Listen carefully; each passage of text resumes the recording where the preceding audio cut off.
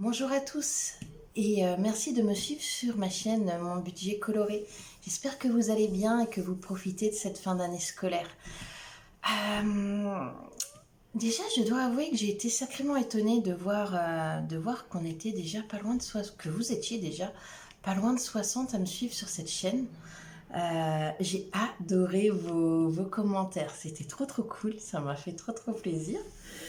Je m'y attendais pas du tout, faut être honnête, que je me lance un petit peu là-dedans, un petit peu comme un journal de bord, de mes finances, de ma vie, des progrès des filles.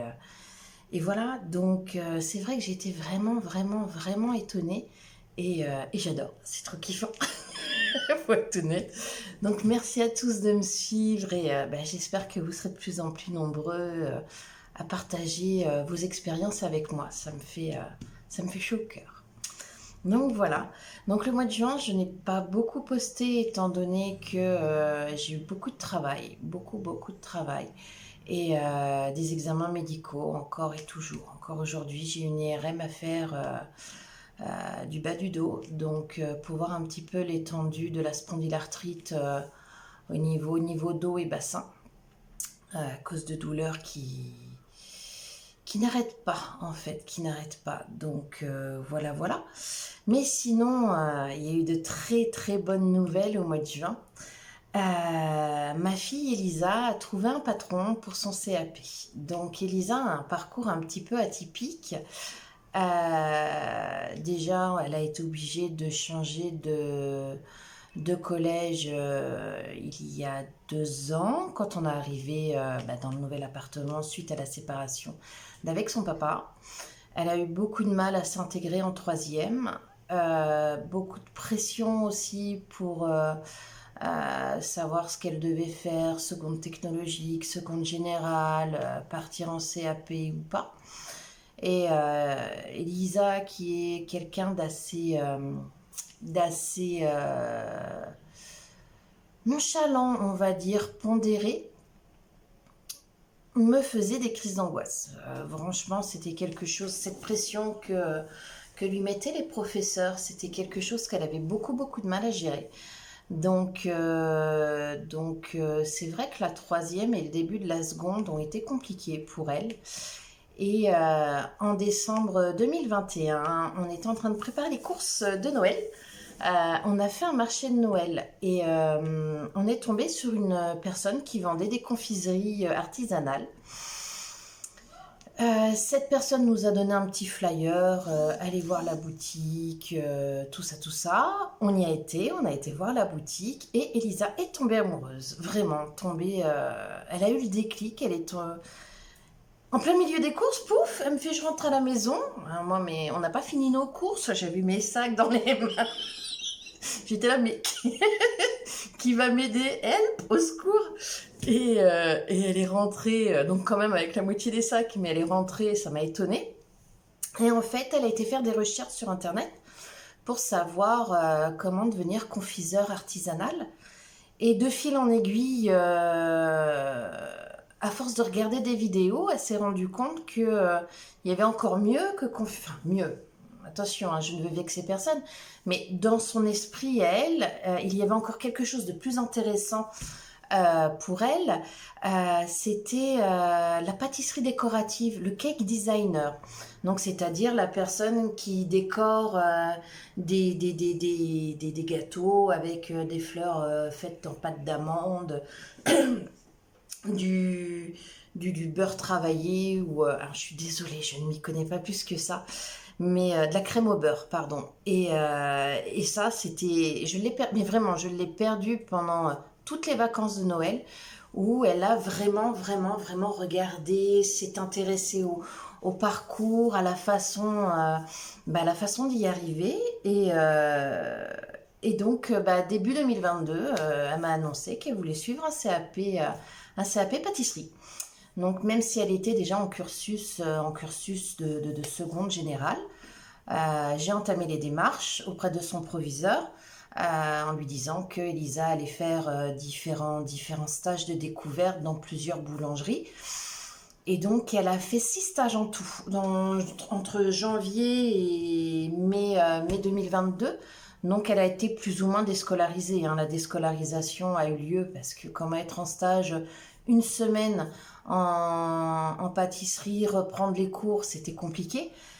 Et à côté de ça, on a été visiter le CIFAC, donc l'école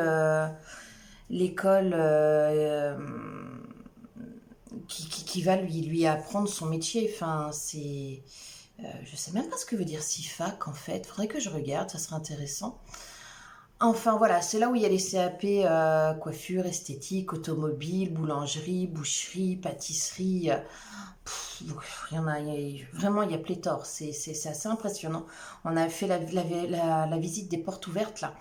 Et vraiment, c'est un super bel endroit avec les labos de cuisine sont tout neufs, enfin, sont tout neufs, sont propres, moi, ça m'a donné envie, quoi. Enfin, vraiment, j'avais envie de reprendre mes cours et allez hop, maman va faire un CAP aussi.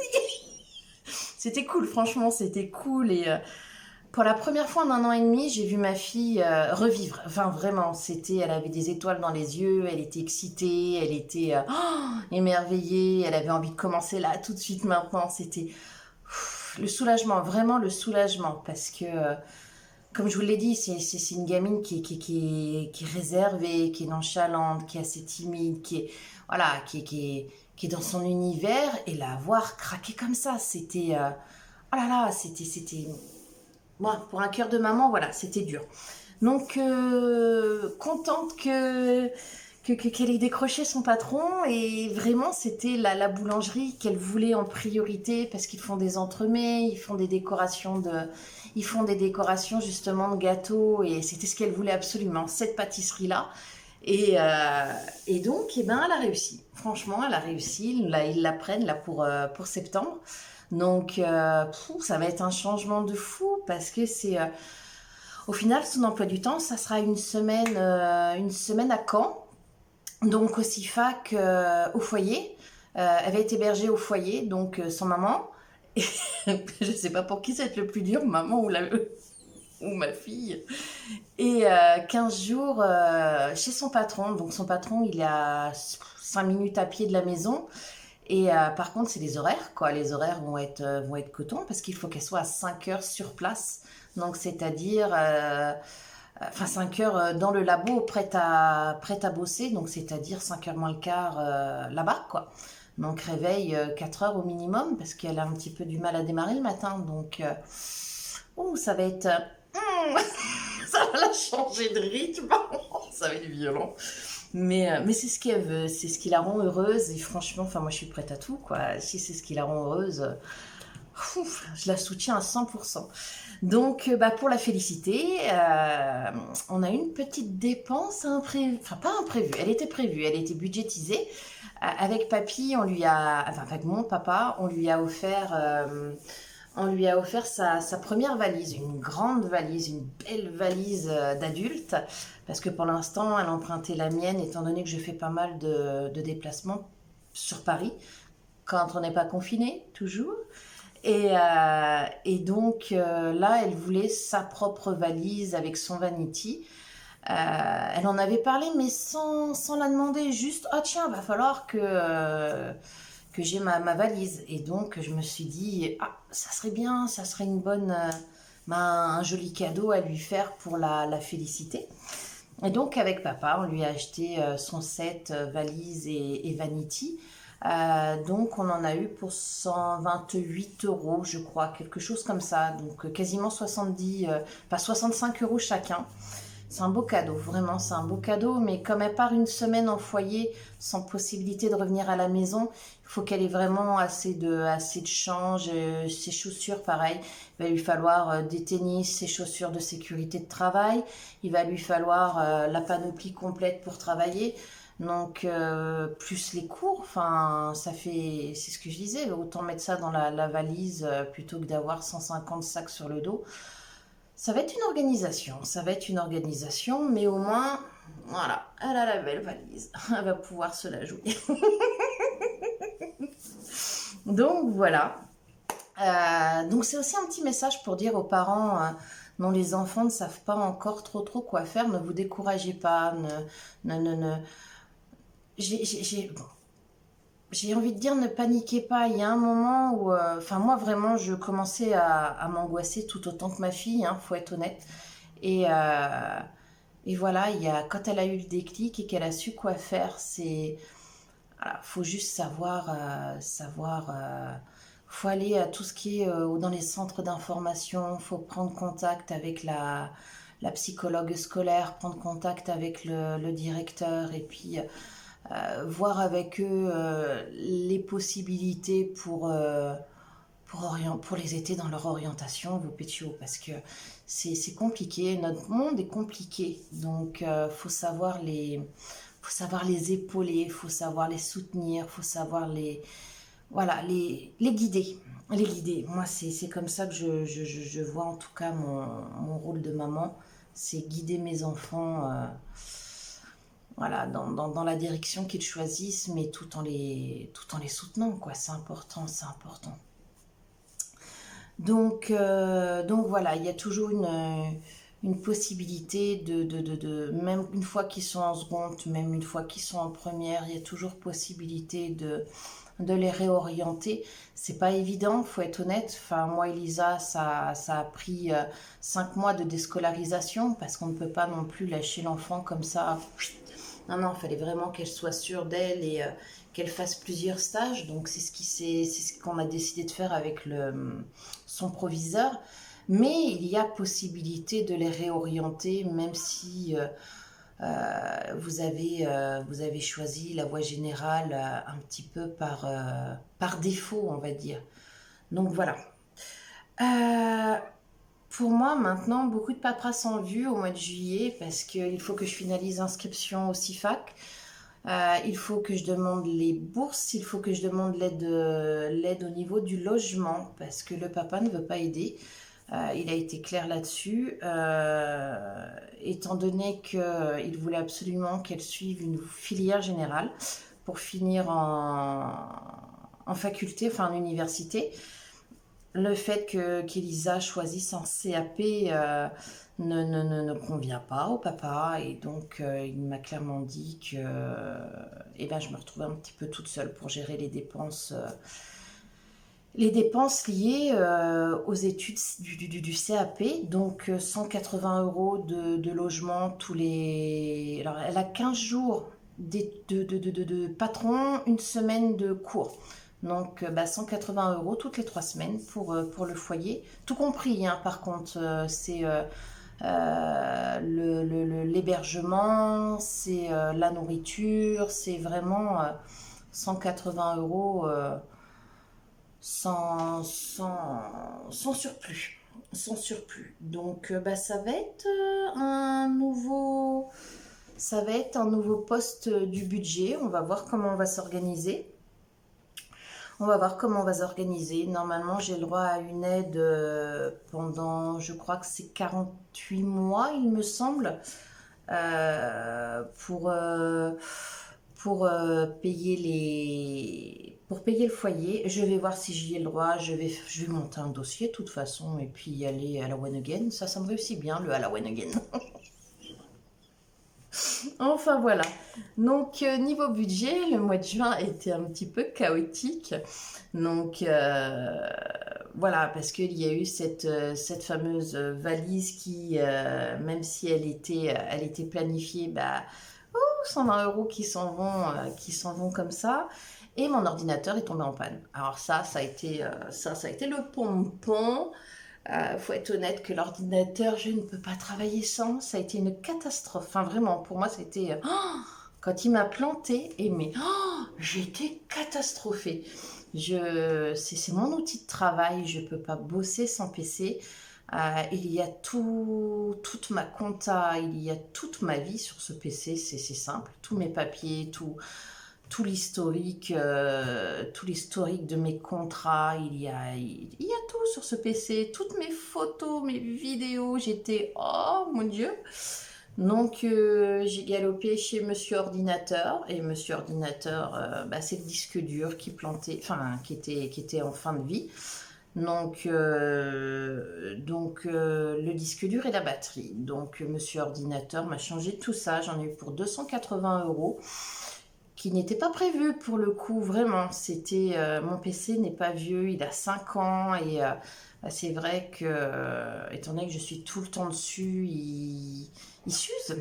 Il s'use vite et puis comme je travaille bah, pas mal, pareil, j'avais plus assez de place sur mon disque dur. Donc il m'a doublé la capacité de mon disque dur, sa rapidité, enfin bref, on passe les détails, mais quand je l'ai récupéré en entier avec tous mes fichiers dedans, oh mais Monsieur Ordinateur, c'est mon nouveau dieu. Je vais monter un hôtel pour Monsieur Ordinateur. Donc, non, je rigole, mais sur le coup, je rigolais pas du tout. J'étais. Oh là là là. Donc voilà, 280 €. Donc, heureusement que j'ai un fonds de roulement. Je les ai pris sur le fonds de roulement parce que j'ai pas voulu toucher à mon fonds d'urgence, étant donné que je suis en train de le créer. J'ai que 150 € dedans. Ça m'enquiquinait un peu de repartir de zéro. Je trouvais ça un petit peu décourageant. Alors que mon fonds de roulement, voilà, j'ai 3000 € de fonds de roulement.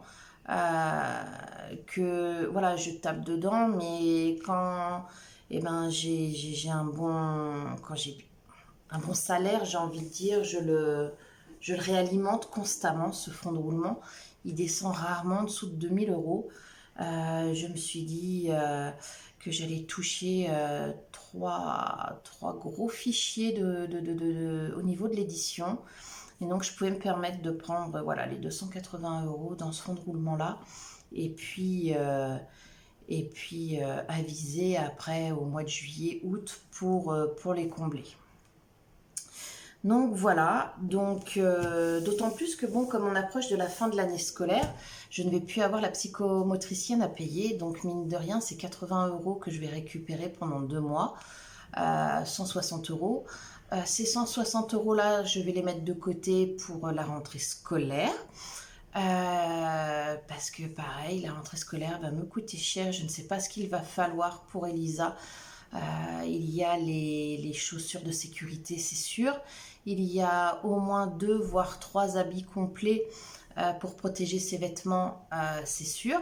Les habits complets, vous savez, là, c'est la sorte de casaque avec le pantalon blanc, compagnie, là.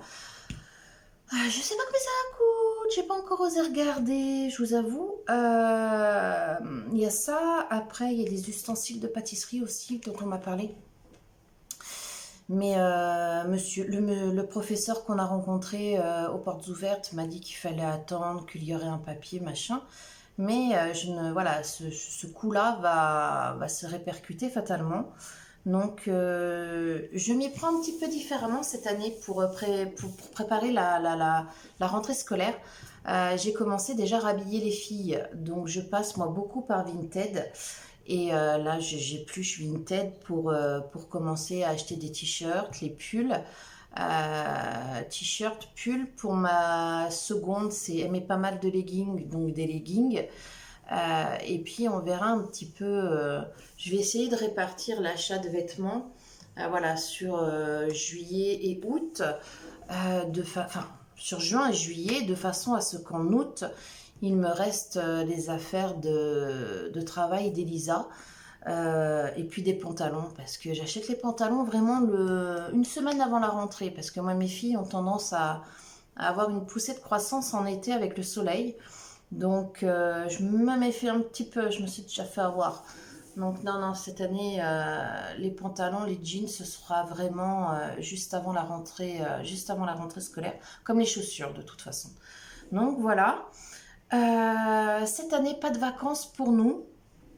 Déjà parce que, comme j'ai été pas mal malade, j'ai pas pu travailler à temps plein et je n'ai pas pu mettre trop d'argent de côté pour les vacances. Donc, et puis généralement, on part une année sur deux. Donc l'année dernière, on est parti en Vendée pendant 10 jours. Donc cette année, on va rester à la maison. Et puis, comment dire, comme c'est une région, ça fait 2 ans qu'on est là, on va en profiter, on va visiter la région. J'ai déjà repéré pas mal d'activités à faire. Donc, eh ben, on va regarder un petit peu ce qui intéresse les filles et puis on va aller visiter entre les musées, les monuments, les fermes, les machins, les trucs. Enfin, il y a pas mal de choses à faire. En plus de la mer, on va aller bronzer, c'est bien ça. Enfin, bronzer, j'ai des médicaments photosensibilisants. On va mettre de la crème plus 100 là, pour éviter de cramer. Donc voilà, et puis bah, sinon on va se retrouver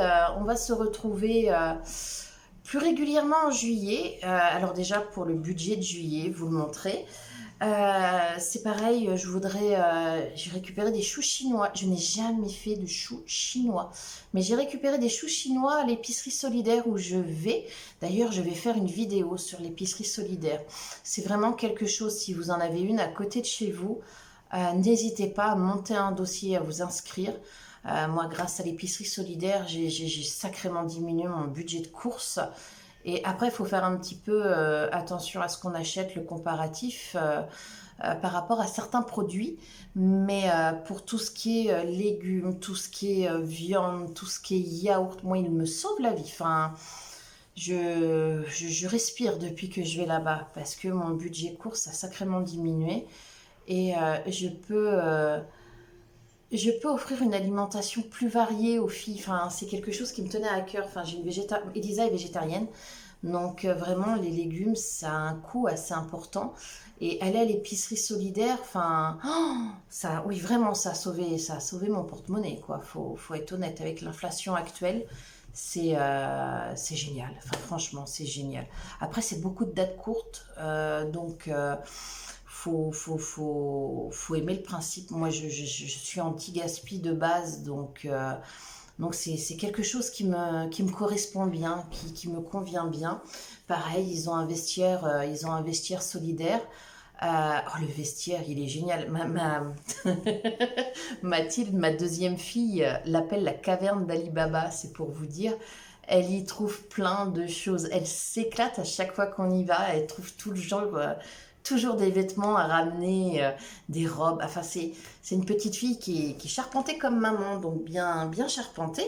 Et c'est vrai qu'en magasin, on a toujours un peu de mal à trouver des robes qui lui conviennent. Et là, comme vraiment, c'est eh ben, des vêtements qui viennent de partout, en fait, vraiment de plein de magasins différents. Elle trouve fatalement, là, elle a trouvé 3 robes qui lui vont et elle est ravie parce que eh ben, quand on allait à Kiabi ou quand on allait à Distri Center ou quand on allait bon, bah, les magasins pour Elisa, Pimki, Jennifer, eh ben, tout de suite Mathilde ne rentre pas du tout dans la corpulence visée par ces magasins-là. Kiabi, c'est pas son style. Donc c'était compliqué Mathilde, voilà, c'était leggings, t-shirt, pull, elle était relativement, entre guillemets, triste de ne pas pouvoir trouver de robe à sa taille ou de jupe à sa taille. Et depuis qu'on va à ce vestiaire collectif, enfin solidaire, elle est plus que ravie parce qu'elle trouve, voilà, elle trouve des robes qui lui vont. Alors, c'est des robes La Redoute, ou Affibel, ou Bleu Bonheur, ou je sais pas, je connais pas ces marques-là, mais c'est des grandes tailles qui lui vont. Donc, elle est super heureuse. Donc, oui, il faut vraiment que je vous fasse une vidéo sur l'épicerie solidaire. Voilà, ça serait bien. Et je vais vous faire un haul Vinted. Donc, comme je vous l'ai dit, là, pour la rentrée, j'ai commencé à acheter des vêtements pour les filles. Et donc, Elisa, qui était un petit peu réticente, commence à se rendre compte de l'avantage en fait de Vinted. Et elle a commencé à regarder et elle a craqué sur 2 pulls, je crois, 2 pulls et 2 t-shirts, quelque chose comme ça. Et c'est cool parce qu'elle m'a encore claqué pour 60 euros à Pimki pour 3 shorts, 3 t-shirts. Et c'est ce que je disais, 60 euros, regarde ce que tu aurais pu avoir sur Vinted. Donc quand on a fait la comparaison et qu'elle a vu, bah voilà, Vinted, une liste comme ça, Pimki, une liste comme ça, elle s'est dit, ah ouais, quand même.